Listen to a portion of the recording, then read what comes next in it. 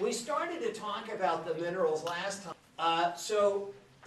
We divide the minerals into macronutrient minerals and micronutrient minerals. And macro means big and micro means small. Either we have a lot of these minerals in our body or we just have very small amounts, micro amounts in our body. So what are some examples of minerals that we have a lot of in our body? So one is calcium. And we all know that calcium is in our bones and teeth. It's the mineral in our bones and teeth. Calcium, of course, is really a metal. It's a type of metal on the periodic chart. But calcium also is an inorganic coenzyme.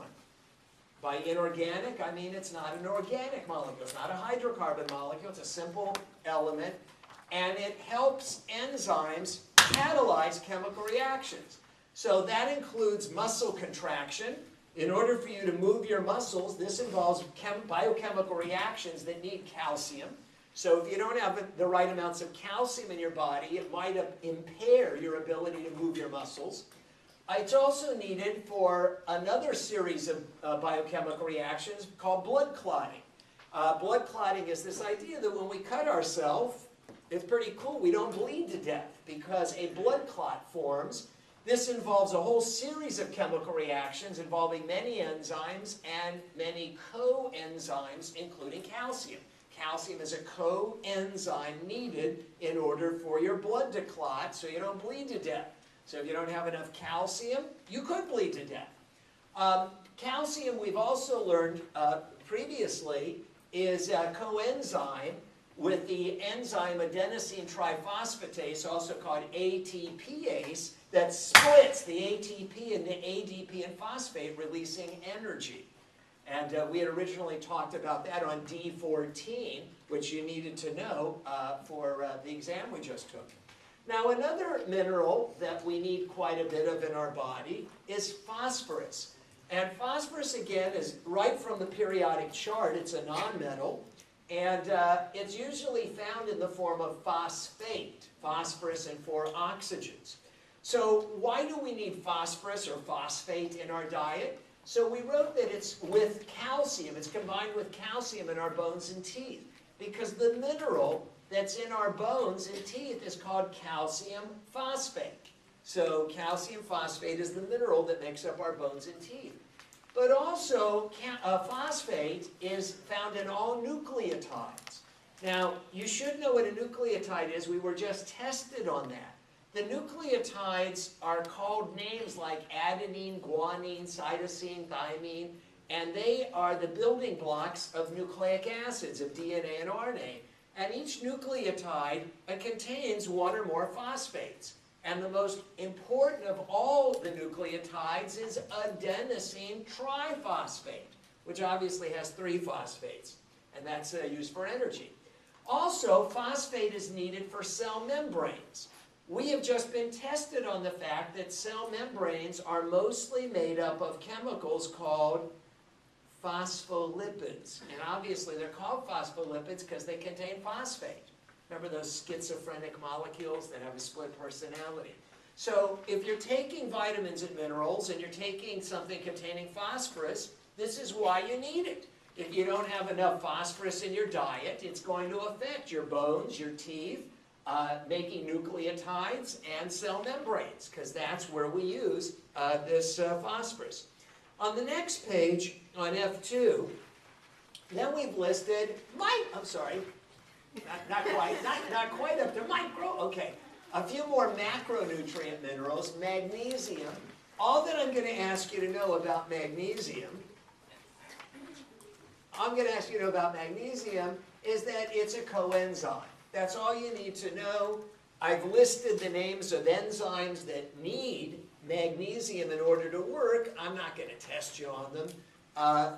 So I'm not really going to say too much about magnesium.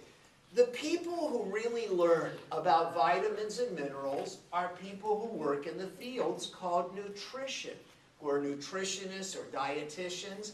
They obviously know all about these nutrients that you need to be healthy. In order to be a nutrition major, to be a clinical registered dietitian, In fact, you're basically a biochemistry major. You basically need 3 years of chemistry. General chemistry, organic chemistry, biochemistry, because really understanding nutrients is really just understanding the chemistry of the human body. I do want to draw your attention to these next two minerals, potassium and sodium. And we wrote that potassium and sodium, which are basic elements, they're metals on the periodic chart on the far left-hand column, column 1, they are needed for the electrical activity of our cells, including the generation of what are called nerve impulses or action potentials. Right? These action potentials, these electrical currents. This is not new information. This is information we just tested you on. And you might say, well, you didn't explain, you never told us sodium and potassium are needed for nerve impulses. In fact, we did on page E2. So if we go back to page E2, just to show you where we did speak about this, on page E2, we had mentioned on E2, which we needed to know for the exam we just took, we had talked about something called the sodium-potassium ATP pumps on page E2. And we said that they are found in every cell of the body, sodium-potassium ATP pumps, and we had said that they create an electrical voltage in every cell in our body. And this electrical voltage is what provides the electrical energy for our nervous system and our muscles to work. So clearly, sodium and potassium are important in the electrical activity of our body, including these electrical signals of our nervous system and our muscles, including our heart muscle. When we monitor the electrical activity of our brain, that's called an EEG, an electroencephalogram recording. When we monitor the electrical current activity of our heart, that's called an EKG, an electrocardiogram recording. When we monitor the electrical activity of our skeletal muscles, that's called an EMG, an electromyogram recording. So all of this is electrical activity of our body and the basis of how it works. So this is really not new, saying that sodium and potassium are needed for electrical activity in our body. The last of the macronutrient minerals we've listed is chloride. Chloride or chlorine is a halogen. Halogens are those elements, those nonmetals that all have they have 7 electrons in their outer orbit. They all desperately want one more, and they have a negative polarity because they grab onto an extra negative charged electron. Chloride is needed to make hydrochloric acid in our stomach.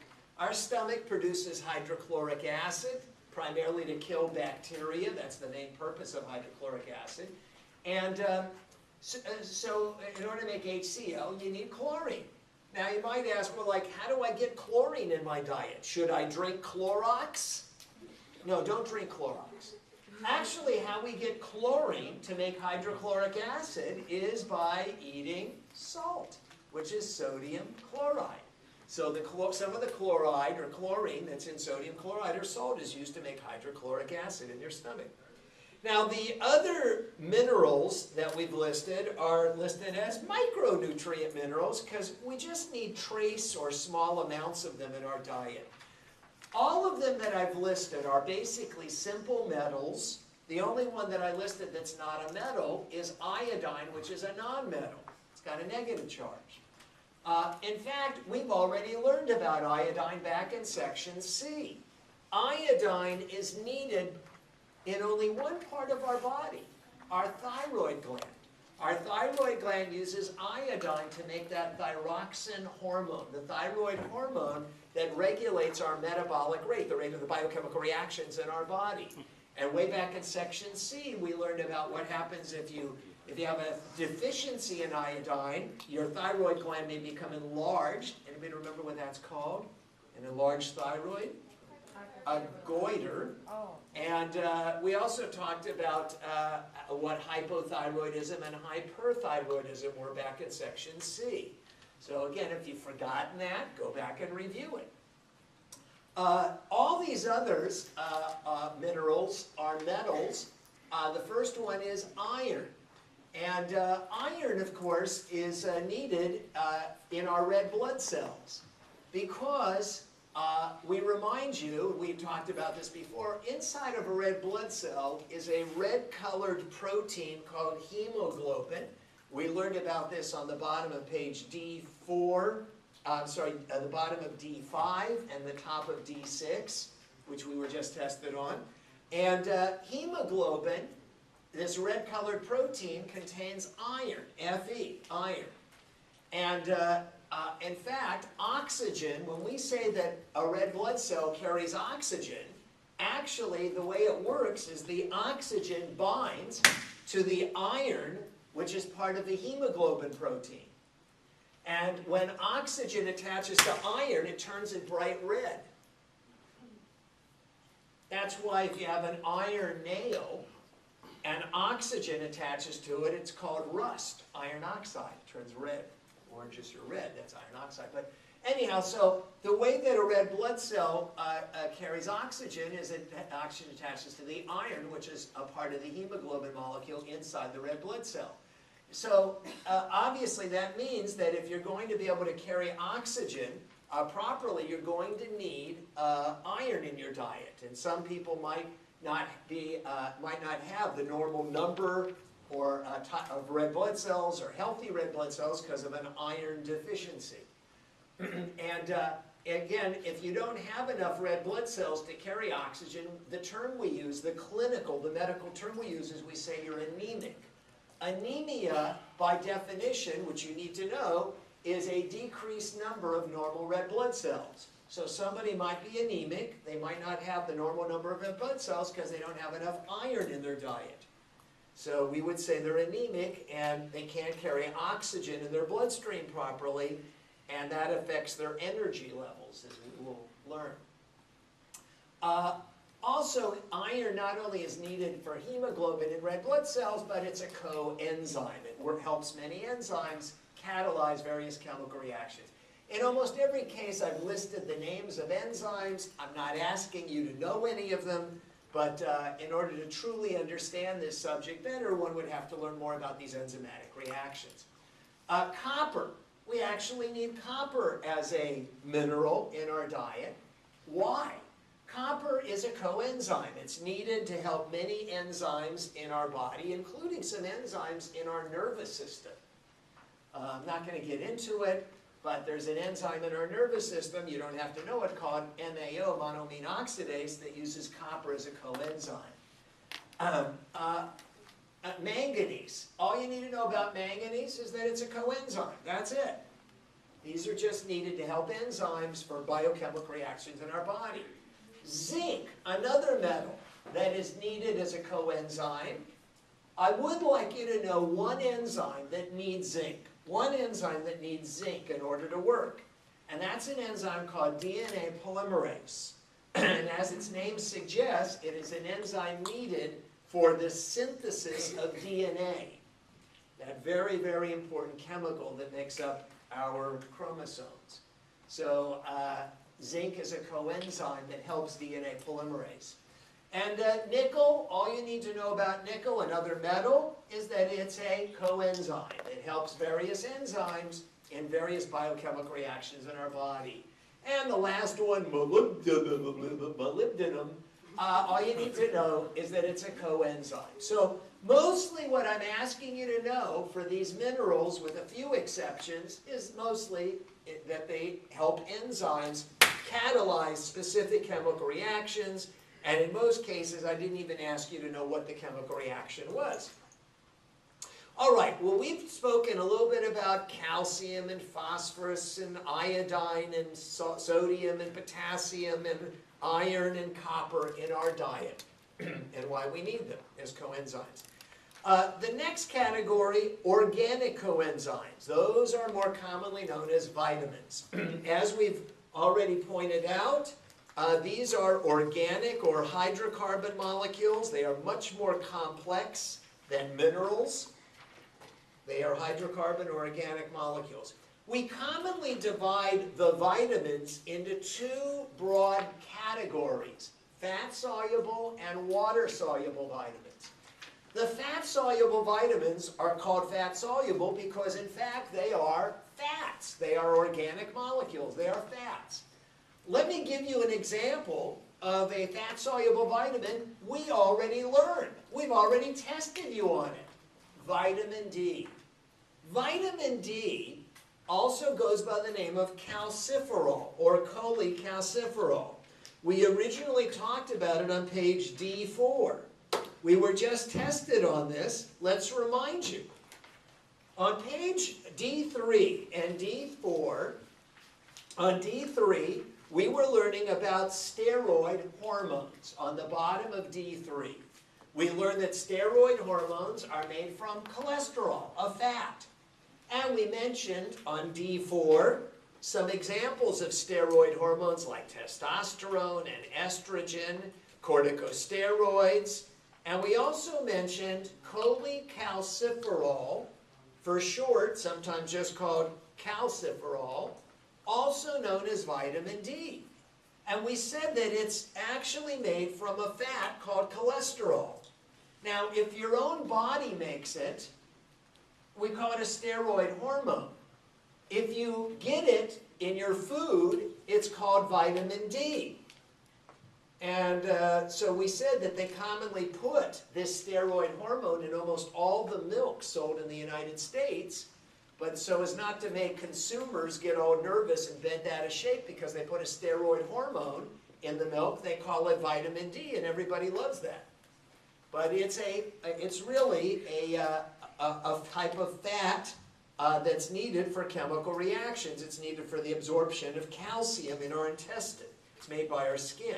So we wrote on F2 that vitamin D or calciferol increases the uptake or absorption of calcium from our intestinal tracts. If you don't get enough of it in your diet, this hormone, you can't absorb calcium, which is needed for healthy bones and teeth, and that causes weak bones, and that condition is known as rickets. Rickets is the name, a clinical disease for a deficiency of vitamin D or calciferol in the diet.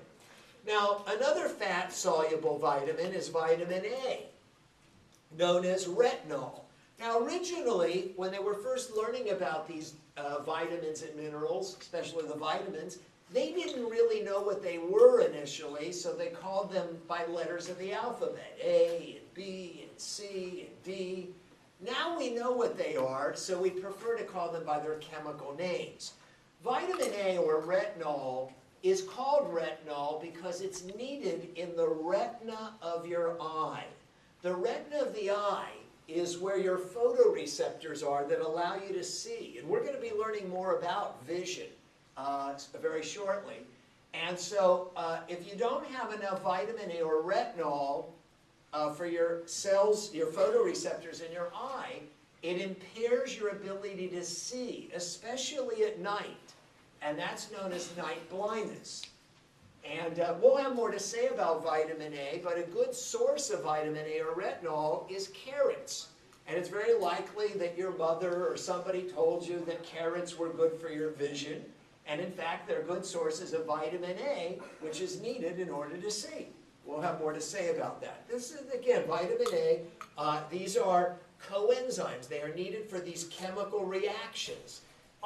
When we say that you can see, that's a chemical reaction occurring in your sensory neurons called photoreceptors of your eye.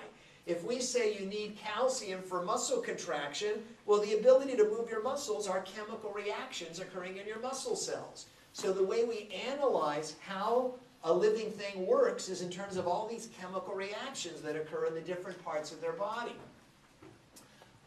Vitamin E, tocopherol, is an antioxidant, and we previously learned what an oxidation reaction is. That's the removal or loss of hydrogens from a molecule, so it prevents that. We'll touch upon more of that maybe later. But we're just going to focus right now on saying you need vitamin E in order to produce red blood cells. So in order to make red blood cells, you need vitamin E. And if you don't have enough vitamin E, you'll suffer from anemia, low red blood cell count. Now, immediately we're thinking, if we're focusing, oh, wait a second. Professor Fink, didn't you say that we needed iron in order for our red blood cells, in order to make red blood cells? If we didn't have enough iron in our diet, we would be anemic. We wouldn't have enough red blood cells.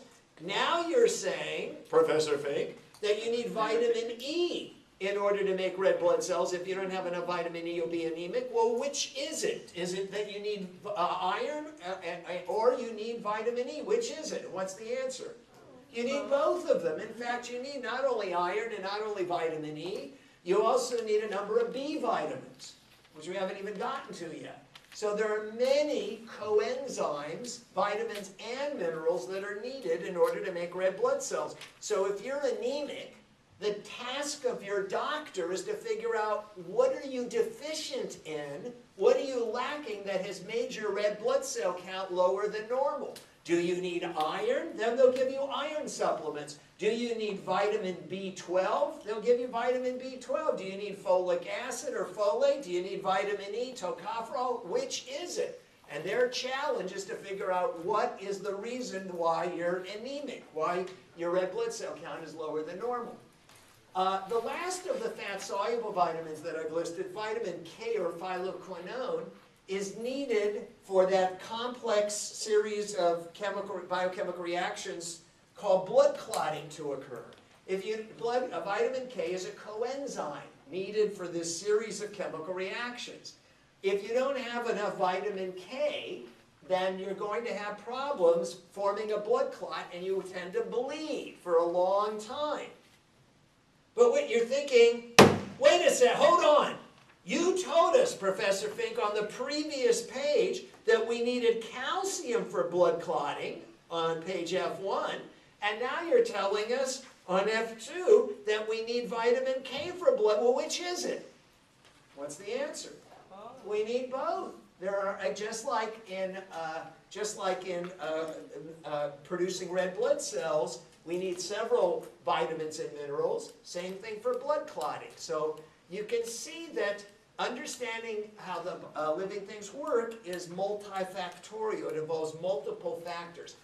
I hope that you're at least appreciating, because of the complexity of life and the human body, why people who want to be doctors have to go to school so many years. Most doctors have gone to school for 10 to 12 years. When I say school, college or graduate programs. In other words, 4 years for a bachelor's, 4 years for the MD, and 2 to 4 years for a specialization. So you're talking about 12 to 16 years of education. There is so much to learn. It is very complicated. So one last comment about the fat-soluble vitamins. Because the fat-soluble vitamins are in fact fats, they tend to accumulate, if you take a lot of them, they will accumulate in your fat cells. And if you take too much vitamin A or D or E or K, you can actually get sick from taking too much of them. I point that out because it is very common for people to think that if this nutrient is needed, if you need vitamin D, you need vitamin A, then a lot of people think that if this much is good, then taking a lot must be even better. But in fact, too much of a good thing is toxic or harmful. The body wants the right amount. It doesn't want less than it needs, and it doesn't want more than it needs. And it can actually be harmful to have too much of these fat-soluble vitamins, and people have gotten sick from them. That takes us to page F3, and on F3, the water-soluble vitamins. Now, the water-soluble vitamins, as I wrote at the very top, are not fats. They are organic molecules that are more like amino acids. And they dissolve in water, unlike fat-soluble vitamins, which won't dissolve in water because they're fats. So these include vitamin C, ascorbic acid, and the B vitamins. Let's say a little bit about vitamin C, ascorbic acid. So vitamin C is a coenzyme. It is needed for a chemical reaction for manufacturing collagen. Have we ever mentioned collagen? Yes, page D5. Collagen, we said, is a strong protein that's in our tendons, that's in our skin, that's in our gums. And in order for our cells to make this strong protein called collagen, it requires an enzyme and it requires vitamin C, ascorbic acid, as a coenzyme. So in fact, if we don't have enough of this vitamin C in our diet, this condition is called scurvy. When you have a deficiency, not enough of vitamin C. What is scurvy? Scurvy is where the person's skin becomes very thin and weak. Their gums start to recede and bleed, and they get weakening of their tendons. Because wherever there's this strong protein in the body, collagen, normally in our skin and gums and tendons, the person isn't able to make the normal amount of collagen protein because they need this coenzyme, this vitamin C, to manufacture it. So that condition is called scurvy. Now, of course, many of us know that an excellent source of vitamin C are citrus fruits. So eating oranges and having orange juice, as well as grapefruits and grapefruit juice, those are good sources of vitamin C, natural good sources.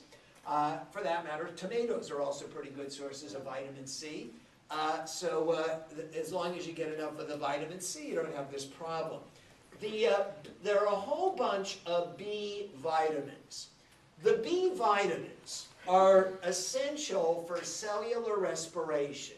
Cellular respiration is that process largely occurring in the mitochondria, inside cells. It is the process of breaking apart sugars like glucose into carbon dioxide and water to produce ATP. So the B vitamins are very important in the production of ATP, in the producing of that gasoline called ATP that powers cells. So there are a whole bunch of B vitamins, and I'm just going to focus on 3 of the B vitamins, but there are many more. The 3 we're going to focus on are niacin, riboflavin, and pantothenic acid. Now of the 3, the one that you're most likely to recognize by name is niacin. But there are a whole bunch of B vitamins. And we've written that niacin is used in something called NAD. NAD is a coenzyme needed for cellular respiration. Riboflavin is needed for a coenzyme called FAD. And pantothenic acid is needed for a coenzyme called coenzyme A. All of these are needed for cellular respiration. We're going to be learning more about them when we get to the subject of cellular respiration in section H. If we take a quick look on page F6, don't freak out. I'm not asking you to know anything on F6, but just showing you something. On F6, what the hell is this? What's this scary looking thing? This is a coenzyme called NAD. NAD stands for, and I'm not asking you to know what it stands for, but we are going to learn the abbreviation NAD. This coenzyme called NAD, it stands for nicotinamide adenine dinucleotide. This complex coenzyme contains niacin. This is niacin right here. What I've circled is niacin. So niacin, this B vitamin, is part of this much more complex molecule called NAD. And this is a very important coenzyme needed for cellular respiration, as we will be learning. So you certainly don't have to know its structure, but just showing you the world of biochemistry. Okay, now back on F3. So back on F3, the last comment I have to make about water-soluble vitamins is this. Because water-soluble vitamins are water-soluble, they do not accumulate in our fat cells like the fat-soluble vitamins do. In fact, if you were to take a whole bunch of vitamin C, and it's possible you have, it actually will come right out of your body and be excreted in your urine within the next hour, a couple of hours after you take it. So it's very possible that at one time or another, maybe you had a cold and somebody said take a lot of vitamin C. Incidentally, it's never been proven that taking a lot of vitamin C helps your cold, but probably can't hurt. You may have noticed that it caused, as it came out in your urine, it made your urine look more yellow, almost yellowish orange, if you take a lot of it. The good news is you can't overdose on water-soluble vitamins, unlike the fat-soluble vitamins, because they come out in your urine very quickly. We don't store them in our body. Fat-soluble vitamins, however, we had said on the previous page, do accumulate in our fat cells, and you can overdose on fat-soluble vitamins. So be careful with fat-soluble vitamins. Water-soluble vitamins, whether it really benefits you by taking massive amounts, probably doesn't really help, but at least you don't have the danger of getting sick from taking too much of them. So that's the difference between the fat and water-soluble vitamins.